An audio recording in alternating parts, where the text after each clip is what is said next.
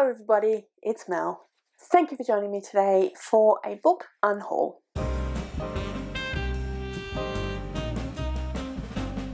It is early June 2025 and it is time for me to unhaul some books. Some of these books are books I have read, some of these books that are books that I have had on my want to read shelf for a while, but I haven't picked them up for whatever reason, so I'm going to unhaul them. If you are someone who has very kindly gifted me any of these books, thank you very much. I really appreciate it. Most of these books are not books I'm getting rid of because I haven't enjoyed them, but I've just realized that I'm unlikely to reread some of these books or read them, and I need more space basically. We are losing a room because Baby Book Fiend will be moving in there, and so I really need to downsize a little bit. So I'm doing a bit more of Ruthless Cull. Some of these books have been saved from an unhaul a few times in the past, but I finally come to the decision that they need to go. So if you're someone who gave me any of these books, thank you so much. I really appreciate it. Likely is that I did enjoy it, but I'm not going to read it, so reread it, so it might as well be sent out into the world where someone else can pick it up, read it and enjoy it. So let's start with, there's no order to these by the way, Make This Season Bright by Ashley Herring Blake. So this is a book that came out at the end of last year. It is Christmas romance, LGBTQIA+. It is between these two characters. So we have Charlotte Donovan and Brighton Fairbrook.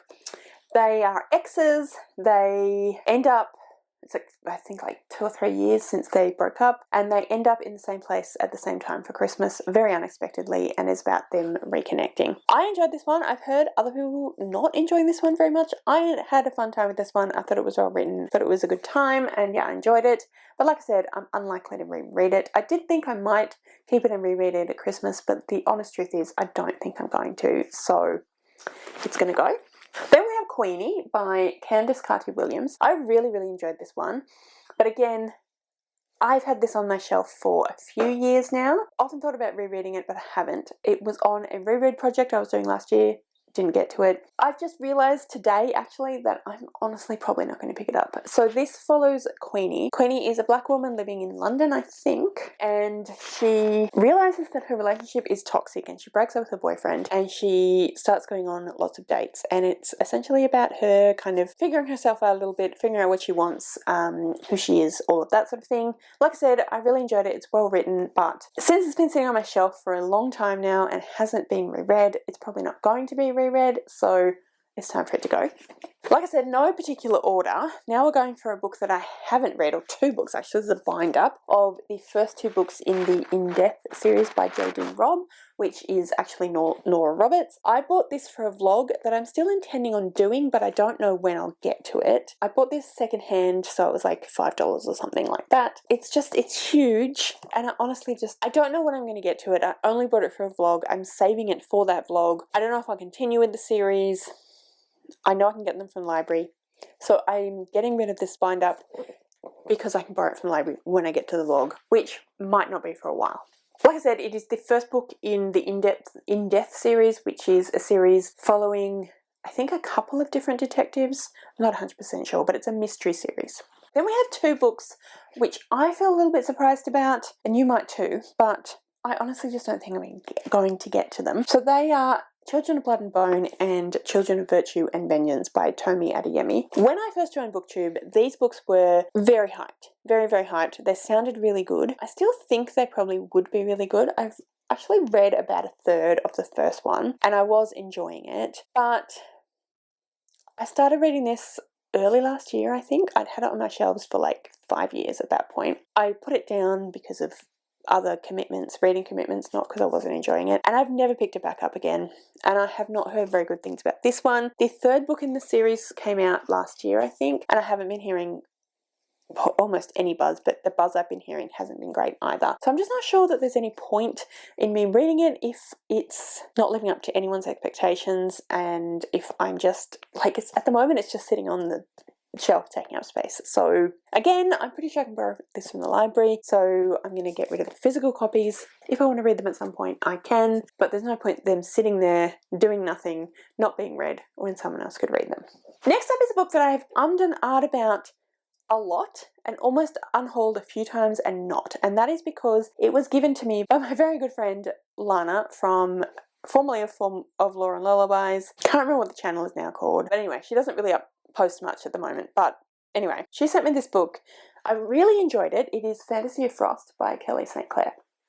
I really enjoyed it. It's the first book in a series. I'm not sure how many other books there are in the series, but yeah, like I said, I really enjoyed it. I thought it was really well written. I had a good time with it, and I keep meaning to continue with the series, but the honest truth is I haven't. I read this probably about 3 or 4 years ago now, and I don't know if and when I'm going to get to the rest of the series, and I feel like at this point there is no point in a book that someone else could read and love sitting on my shelf not being read when someone else could read it. I can borrow it from the library, I hope. So I'm really sorry, Lana, but it's going to go. It's not because I don't like it, it's just that it's taking up space, basically. Then we have I Know Why the Caged Bird Sings by Maya Angelou. This is, I think, one of Maya Angelou's autobiographies. I've never read it. I always intend to, and I never do. There's no point in sitting there not being read. So it's going to go. Another autobiography is More For Me by Stephen Fry. I love Stephen Fry. I have read this book. I enjoyed this book. I'm probably not going to reread it. Someone else who also loves Stephen Fry ought to read it. I think he's a fantastic writer. I think he's a fantastic speaker. He's just an all-round amazing person, and I really enjoyed this book. Highly recommend if you like Stephen Fry, but I'm not going to reread it. So off it goes. Then we have another autobiography, which is Made in Scotland by Billy Connolly. Another person, yes.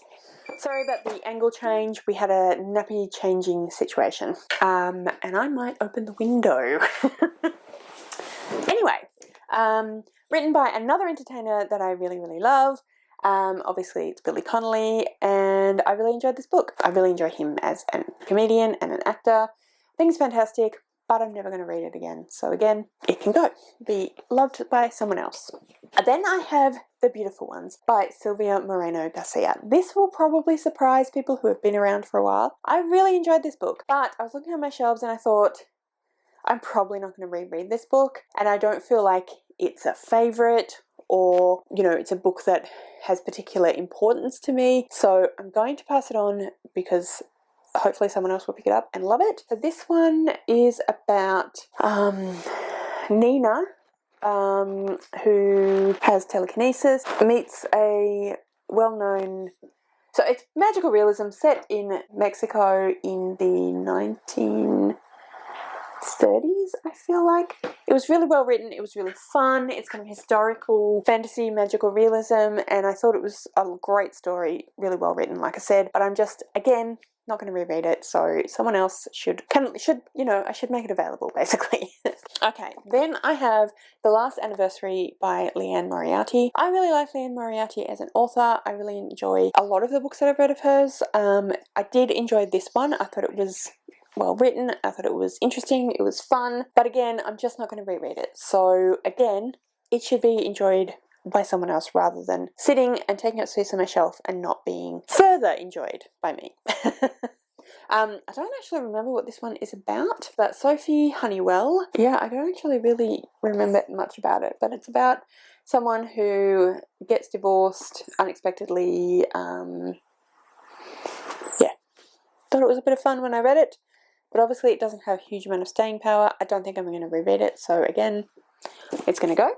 Then I have The Guernsey Literary and Potato Peel Pie Society by Mary Ann Schaefer and Annie Barrows. Another book that I really enjoy, but that I'm probably not going to reread. This is an epistolary letter that is set in World War II on Guernsey, and yeah, I thought it was really well written, really enjoyed it, but again, I'm just probably not good.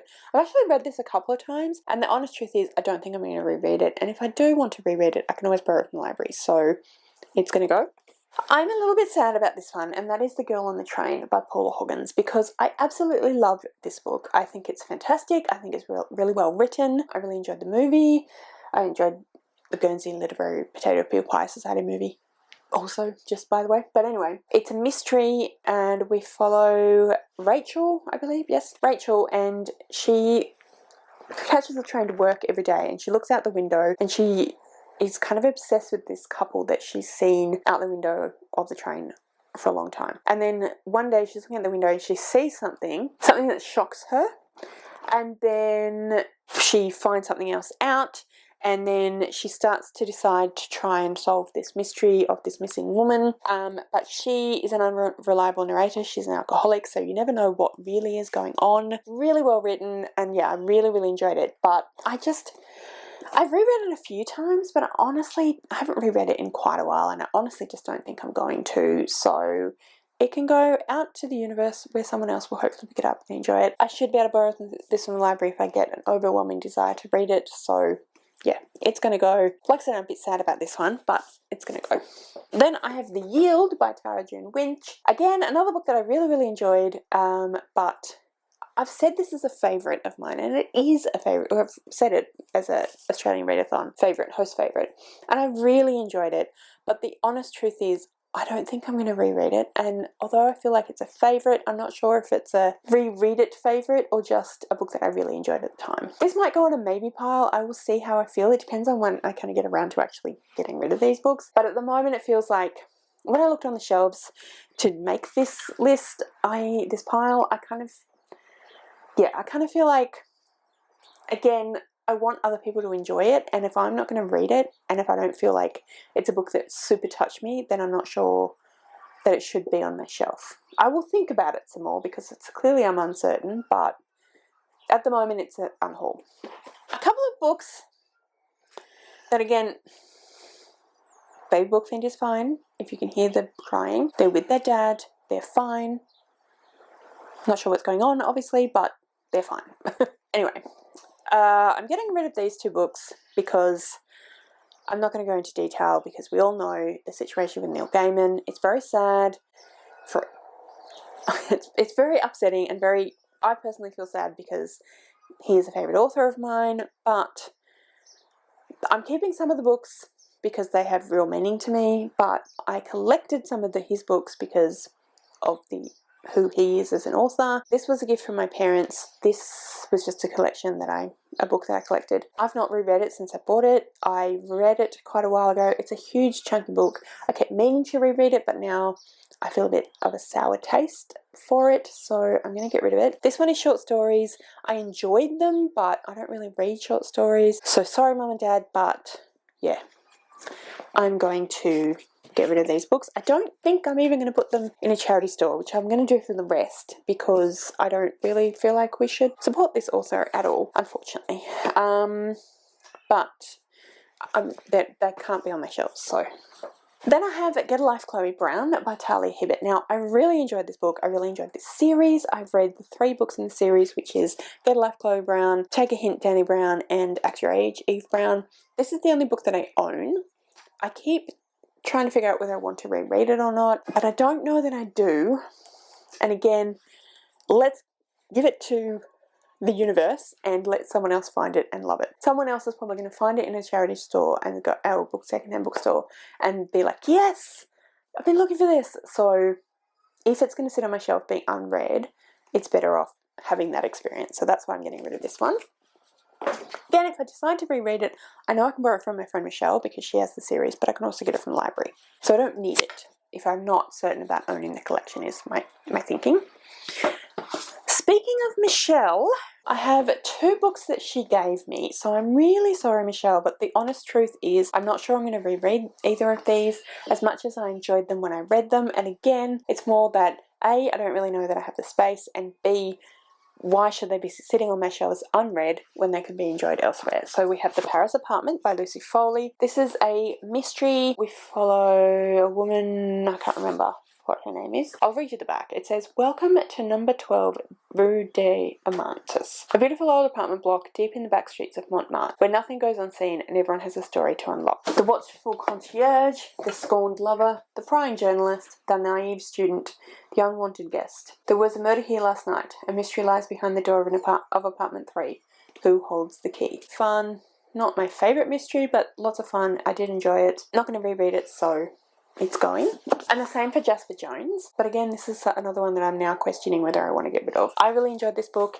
It is about a young boy called, or 13-year-old boy called Jasper, 1965, and he is witness to, it's been a while since I read it, so I'll read you the blurb. Late on a hot summer night in the tail end of 1965, Charlie Buckton, a precocious and bookish boy of 13, is startled by an urgent knock on the window of his sleep out. His visitor is Jasper Jones, an outcast in the regional mining town of Corrigan. Rebellious, mixed-race and solitary, Jasper is a distant figure of danger and intrigue for Charlie. So when Jasper begs for his help, Charlie eagerly steals into the night by his side, terribly afraid but desperate to impress. Jasper takes him through town and to his secret glade in the bush, and it's here that Charlie bears witness to Jasper's horrible discovery.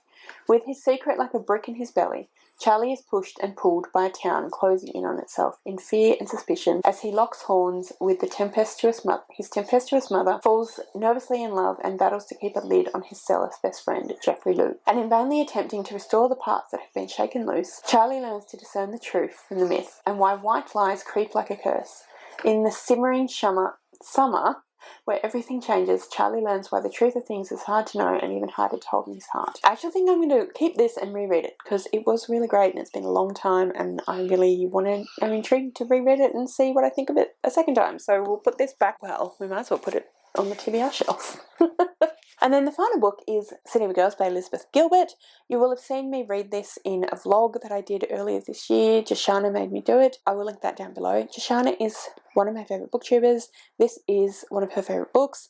I enjoyed it, but again, I'm probably not going to reread it. So let's send it to the universe so it can be enjoyed by someone else. So this is set in the 1940s. We follow Vivian, who moves to New York and moves in with her aunt, who runs a playhouse of theatre, and it is about her becoming embroiled in that scene. She becomes a party girl, she takes drugs, she has lots of one-night stands, it's about that, and then kind of what happens whilst she's getting involved in that and her life from there. Like I said, I really enjoyed it. I thought it was really well written, but I'm probably not going to reread it, so it should get a second or third, because this is actually from a secondhand bookstore, a third chance. So those are all the books that I'm unhauling today. Like I said, if you are one of the amazing people who sent me any of these books or gave me any of these books, I'm so sorry. I hope you're not offended, but they just need to go, basically. Anyway, yeah, that's my unhaul for today. Please comment below if you have any thoughts on any of the books I'm getting rid of. Have you read them? Did you enjoy them? Did you not enjoy them? Please don't be offended if you have read any of these books, if they're favourites of yours or books you really love. This is not a comment on you or your taste. It's not even a comment on my own taste, because I enjoyed most of the books I've read but are getting rid of. It's just that they're not necessarily favourites. So I'm not going to keep them. But let me know your thoughts. If you would like to leave me a comment but you don't know what, then leave the book stack emoji, because we have quite the pile of books here today. And yeah, that's everything that I wanted to talk to you about today. Thank you so much for joining me today. I really hope you enjoyed this video. If you did, I would absolutely love it if you would subscribe to my channel and give this video a thumbs up. And yeah, like I said, thanks so much for joining me today. I really hope you enjoyed this video, and I will see you next time.